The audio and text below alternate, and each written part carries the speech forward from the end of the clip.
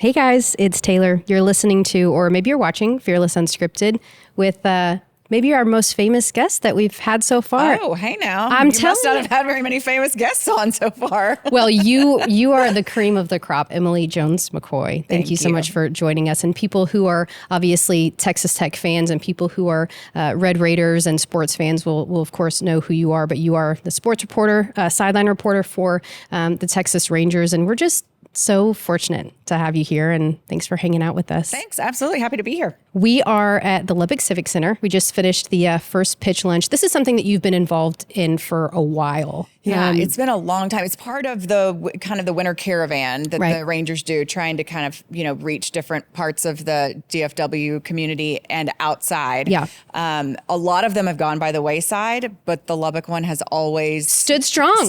Yes, it has stood strong. Yeah. And so I don't even know how many years this is for me, but I always love coming home. And then the last couple of years I've gotten to do with Josh Young. So awesome. Who I absolutely adore. And, it's a fun time. I always love coming home. I've said this a million times. West Texas raised me. Yeah.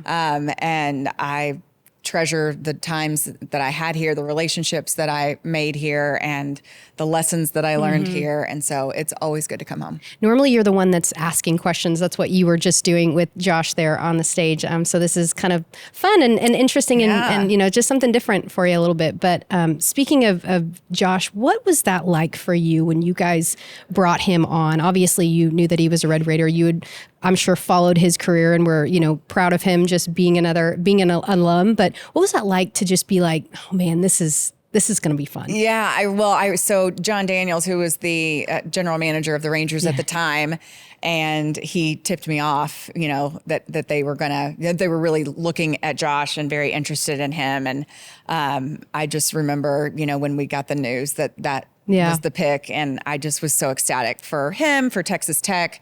And I was excited to watch his journey. And I remember telling him when he came in for his introductory press conference, and I said, I'm not going to retire until you make it to the big leagues. So don't be messing around. And he's like, okay, you got it.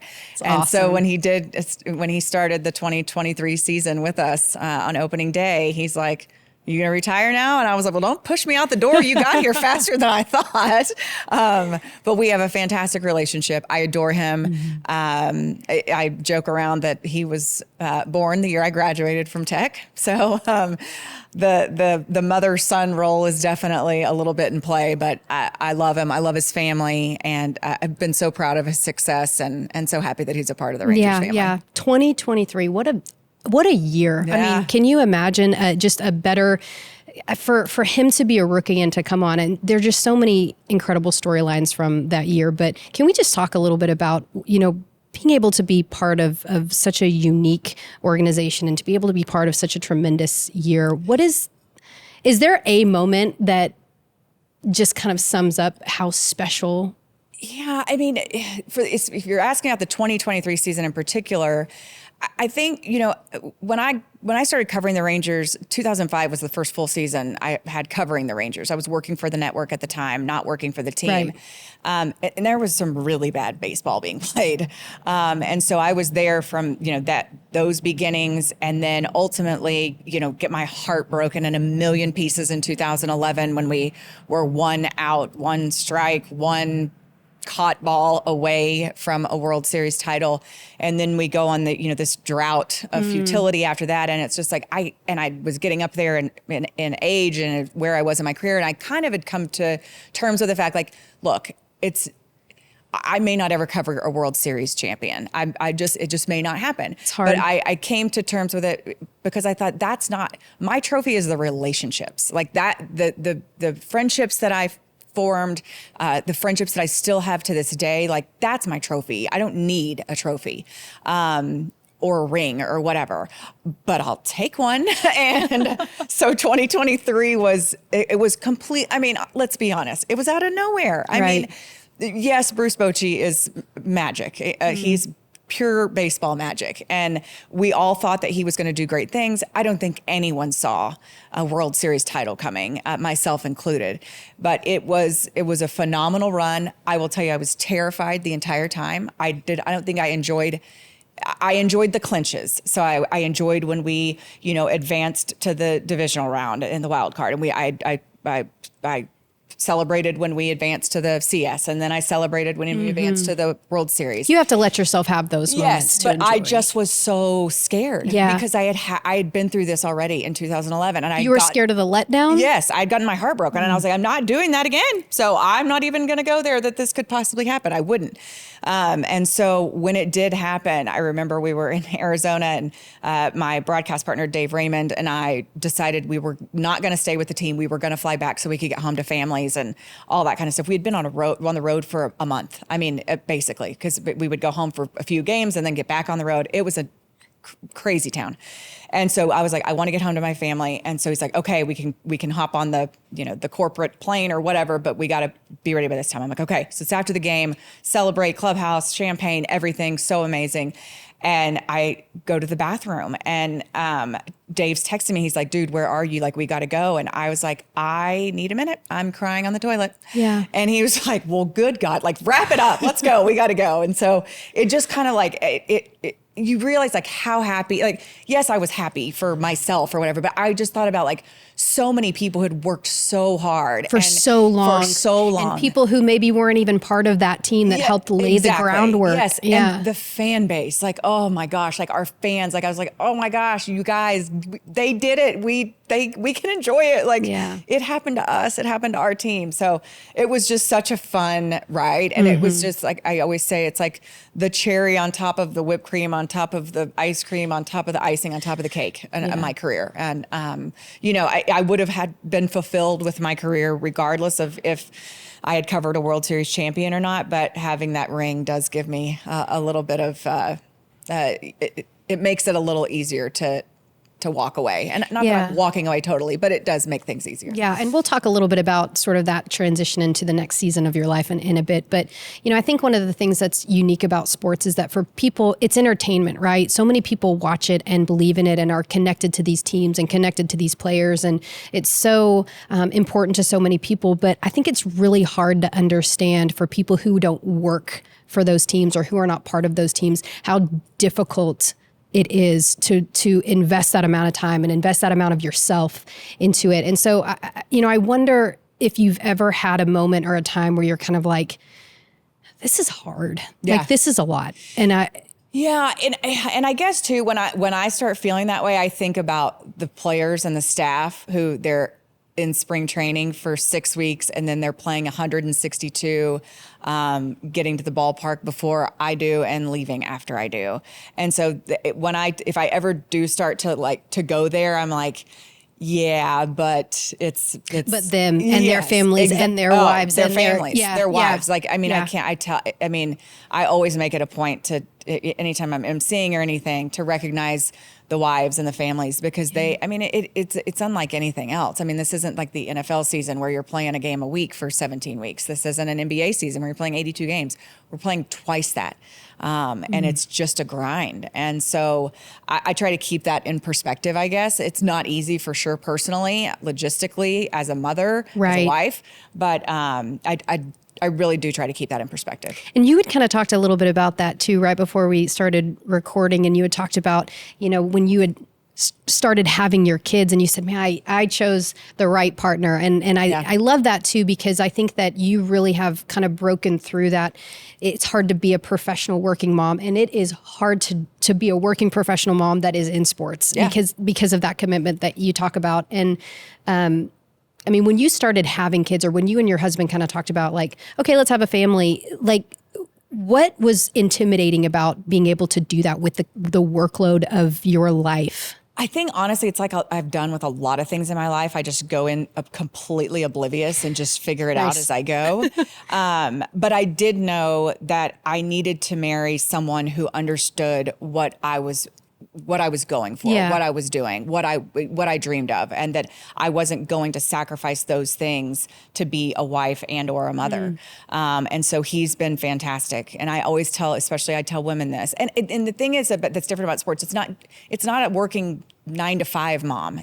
This is a sports work mom. It's like, they don't play many games from 9 to 5, Monday through Friday. Like, right. You're talking about nights, weekends, holidays, all that kind of stuff. So, I just feel like that is so important. And I didn't know how difficult it would be. And so much of it is the logistics aspect of it. And then, I thought the older that they got, the easier it would be, when in reality it was the complete opposite.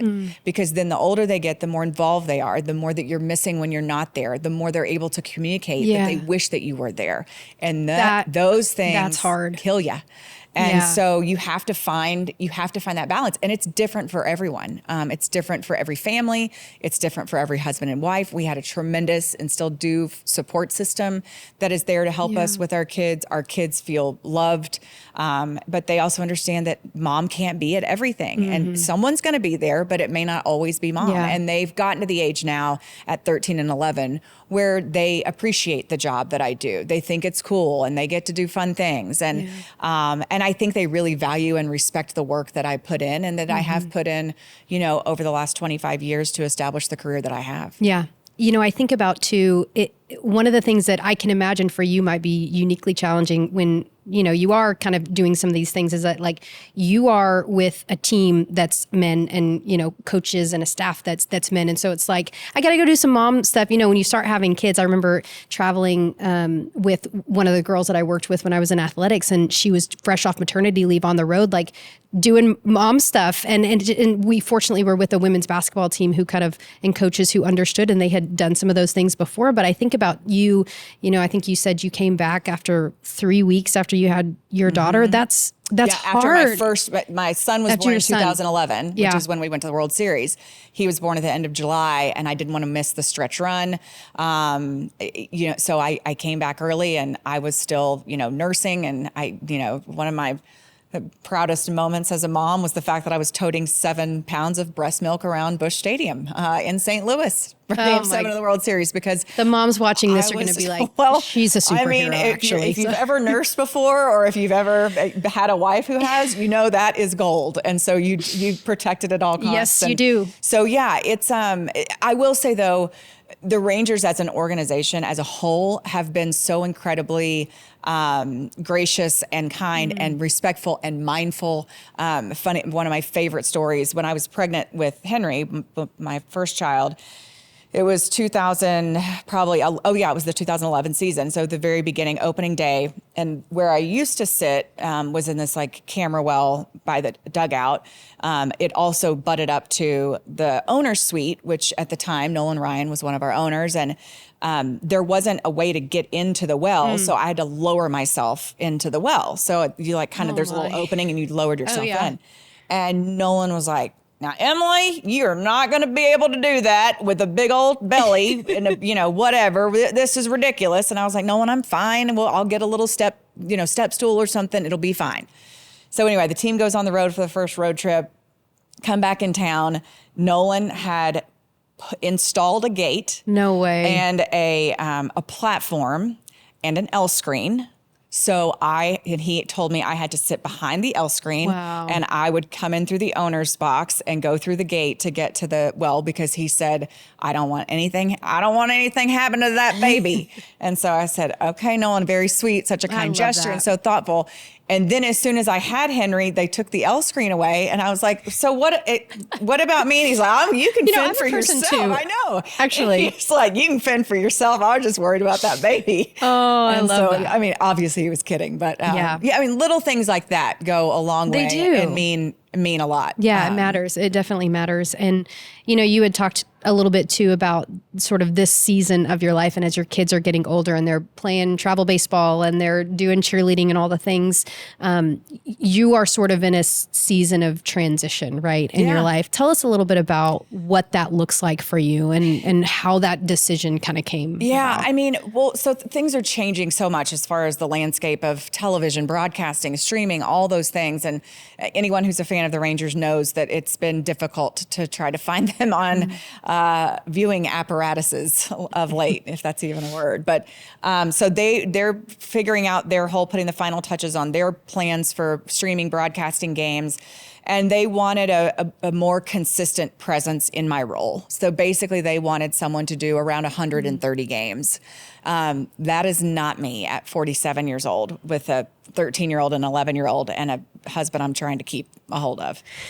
So they were like, would you be willing to do the 20, the other, 20-ish to supplement whoever we bring in? And, I thought about it. I thought, should I just do a clean break? Should I just say like, it's been a great run and I had a wonderful career and I, got to do so many awesome things. And maybe it's just time for me to exit stage left and let someone take over. But I really feel like I want to be associated with the organization. I consider it family. Like I said, I'm grateful for the opportunities that it's given me. And I'm grateful for the experiences that I've had because of it. And so if they want me to continue to be a part of it, I feel like, sure, why not? I mean, why not just, do, 20 games and do things like this on behalf of the organization, representing the organization that I care about so much. So it took a little bit of thought and it will be different. It'll be an adjustment for me. Josh called me yesterday and was like, are they trying to force you out? And I said, no, they're not trying to force me out. But, it's been a long time. I've covered this team. This will be my 21st season covering the team. This will be my 12th working directly for the team. It's a long time. And so, it's like, it's time and it feels like it's the right time. And I think this is a great plan to kind of ease me into the old folks home. And okay. Maybe just ease you back into your own home. Yeah, How about exactly, that? Yeah, exactly. And can we talk a little bit about what is next for you? I know that you have a couple of ventures that you are kind of dipping your toes into a little bit. Are these passion projects or are these things that you're just kind of exploring for now? Yeah, I mean, I think The Mom Game is the podcast that I've had for the last 5 years with my friend Julie Dobbs. She has background with the Stars, the Cowboys, DFW radio. And so we've been doing The Mom Game for the last 5 years and it's just fun. I mean, it's so fun. We drink wine, we cuss, and we tell random stories. And we don't get to drink wine or cuss on this podcast, and I'm sorry. I know. Trust me, I've cleaned up my mouth quite nicely. And I haven't slipped once, which is you're doing so good. I'm for very me. proud. I know. This is 25 amazing. years in live television, and I've never cussed on the air. But anyway, yeah. So The Mom Game is just fun. It's just a fun thing, and we record it weekly, and having a blast doing that. And then a couple years ago, I got my insurance license. To try to kind of add a new little trick to my bag and helping people with tax-free retirement to where you can help secure as much money as you possibly can. That's awesome. Instead of entering into a partnership with the government and the IRS, you can keep your money, as much of it as you can. So I'm doing that through Index Universal Life Policies, which I know people get tired head when you talk about life insurance. But anyway, it's been fun. It's something that I am passionate about because I feel like it's a helpful tool and vehicle for people to set themselves up in retirement. She just said life insurance is fun. I love that for you. I know. I love that for you. Now listen, this isn't ordinary life. This is fun life insurance. If there is ever such a thing, we trust you. Yes. We've talked about your time with the Rangers. We've talked about what's next. Can we kind of retroactively go back a little bit and talk about maybe some of the earlier days in your career? You are just a West Texas girl, just like me. You're from Plainview. When you were deciding where you wanted to go to school, was there another option but tech, or did you just know? No. Yeah. I was raised by my daddy, and I didn't want to be far from him. I think I actually sent an application into Duke because I thought Christian Laettner was cute. Nice. If we're being real. It didn't work out. I didn't get in, but it wouldn't have mattered. I was going to tech. I wanted to be close to my dad. My sister went to school here, and so it really never was any question where I was going to go to college. And now I have a niece who's a senior here about to graduate how and a cool. nephew who is a freshman. Wow. So, I love that. Yeah, it's amazing. And during the time that you were a student, right, you interned at KCBD, is that right? Yeah. I did. And so that kind of was like the launching pad for you. And you were the first female sports director in Lubbock, right? And that was after you were at KCBD for how many years? I was a news reporter for 2 years. Yeah. It was way too serious. And I way too serious. was not good at it. And then I got offered the sports director's job at 22 years old, 23 maybe. I mean, I was completely not qualified to do it, to be honest with you. But it's just like, I just went in, I'm like, you can't turn that opportunity down. I wanted to get into sports. And so I just said, sure. And I kind of, it was trial by fire. And, I grew up a lot. I became very tough. There was a lot of really not nice things said about me. I'm pretty sure you're aware, this is the buckle of the Bible Belt. It's very conservative. So a chick talking about sports every night at 6 o'clock and 10 o'clock did not go over well with some. But I feel like it made me strong. It made me determined. It made me step up my game and, really educate myself. Because I was a sports fan. Yes, I knew sports, but not at the level you probably needed to be in that role. And so it's just different. It is. It's different. And then too, being so young, and at the time, I think we did some research that I was only the second at a major network affiliate in the country. Wild. To run a sports department. But there was women in like sports reporter type roles, key but roles not at that time, but not the sports directors. It's just crazy the way that things work out, and the way that one decision and me just blindly saying yes and being really in over my skis for a little bit. But I'm grateful for it. And it's like, I tell my kids all the time, like, you learn from mistakes, you learn from failures. Like, and it's like, to bring it back to baseball, Bruce Bochy, I remember during last season, he said, this is when I'm going to learn about guys when we're struggling. Like, 2023, great. Like, I'm not going to learn a whole lot. Like, yeah, you're raking, you're killing it. But this is when I'm going to learn what you're made of. I'm going to learn how much work you're willing to put in to get yourself out of this. Like, this is when you learn about, yourself, when you learn about your players. And so that's what I've tried to do, is even when I've, struggled or whatever, made mistakes, I'm just like, yeah, it sucks, and it sucks to wear them, and it's not fun, but it's part of it. And all you can do is learn from them. Yeah. Can I tell you a story? Sure. So I graduated from college in 2013. I became a news reporter and weekend anchor at KCBD, right? So, and I remember at the time, there were so many people, Jaffa was one of them, but there were so many people who worked at the station when I was there, who were there when you were there. And it was like Ruben Villarreal and like Sharon Maines and Karen Ammer.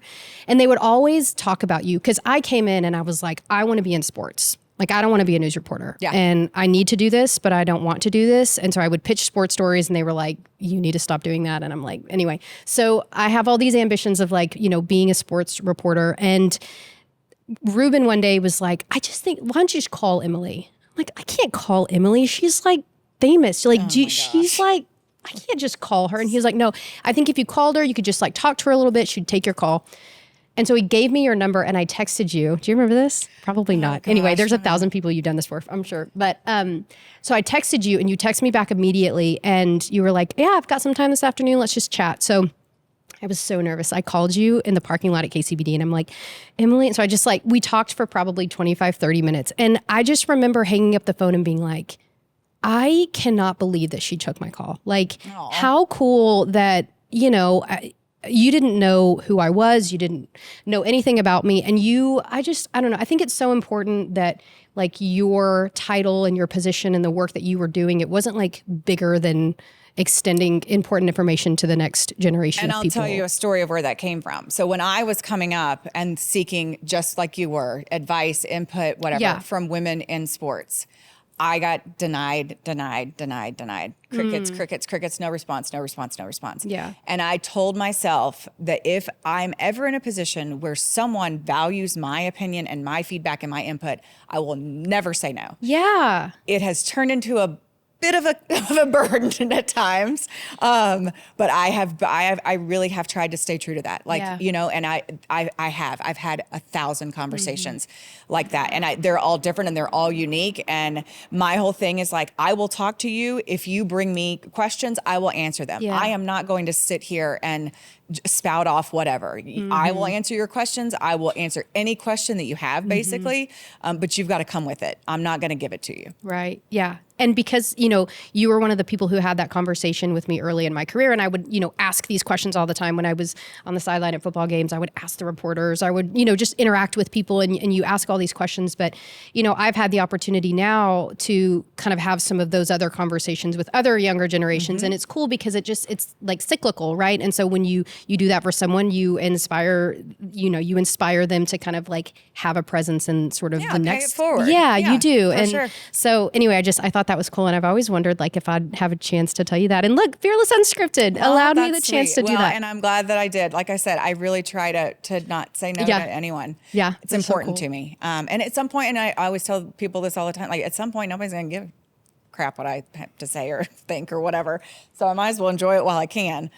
Same way with like, if people ask me to take a picture or sign something or whatever, I'm like, well, I mean, at some point nobody's going to be asking for that kind of stuff. It up. So fine, you just soak it up while I can. Yeah, absolutely. Yeah. I love that. And yeah, you talk about like people wanting to take pictures with you. And I remember when I was in athletics, when the men's basketball team went to the Final Four and after the national championship game, that was what the staff said is like, just go and be in this moment. Like go and just enjoy it. And like you're in 5 years, people may not remember at all anything that you've done or who you are, but like be here now today. And I love that. I think that's special.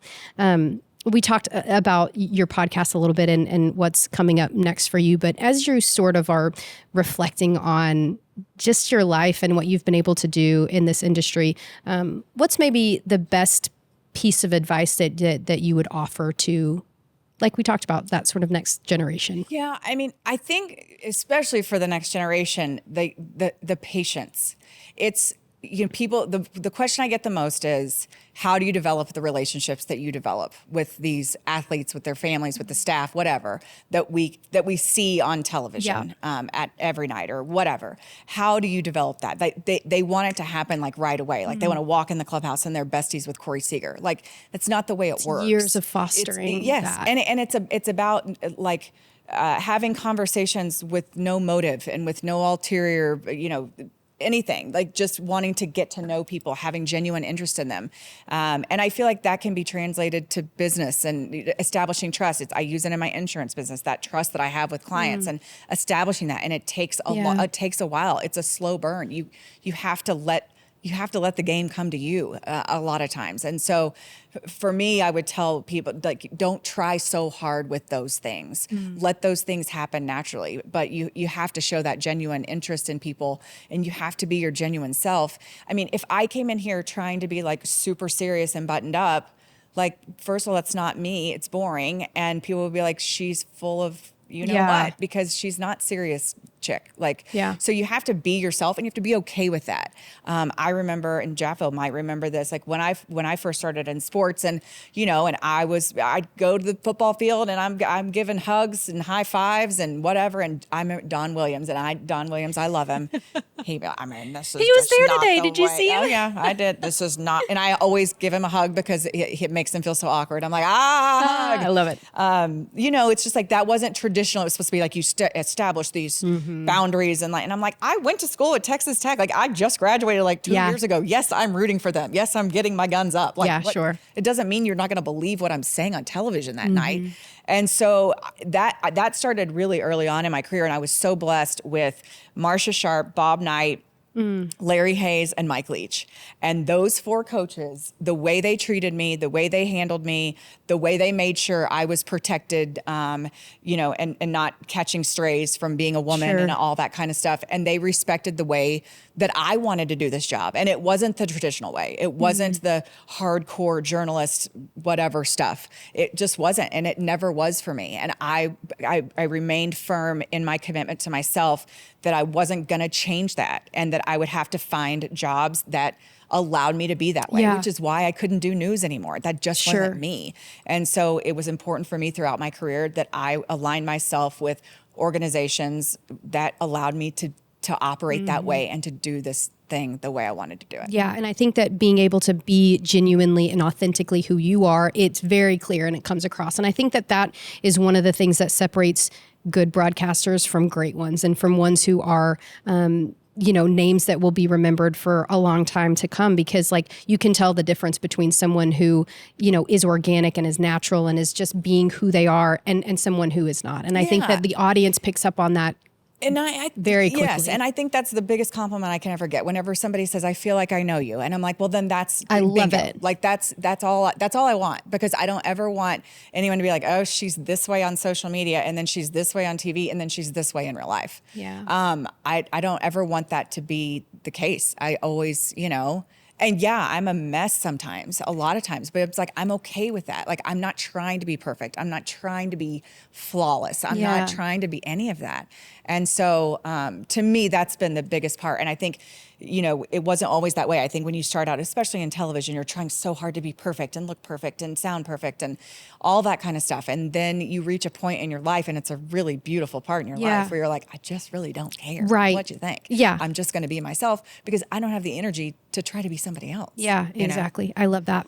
And I love that, moving forward as you sort of transition out of the kind of traditional, broadcast sector, I'm really happy and pleased that people will still be able to identify with who you are through things like the podcast, right? And that you will still have the opportunity with the mom game to do the thing that you love and that you're passionate about, while also having space in your life to have all the other things that you're passionate about, like being a mom and being present and being, a wife. And I'm really looking forward to this next season for you, because I feel like it's going to be an opportunity for you to, hold space for every part of Emily Jones that's important. Yeah. And I'm looking forward. You're sweet. Thank you I'm so just much. excited for you. I think it's going to be fun. I am too. I mean, change is never easy, but I feel like this is a really soft landing for me. They're not kicking me out the door just yet. And so they would never. Yeah, I think it's I'm looking forward to it. They'd keep you on for another 10 more years, I'm sure. You're sweet. But we are going to put a link to the podcast here in our show notes. And so if you want to go and listen to that podcast,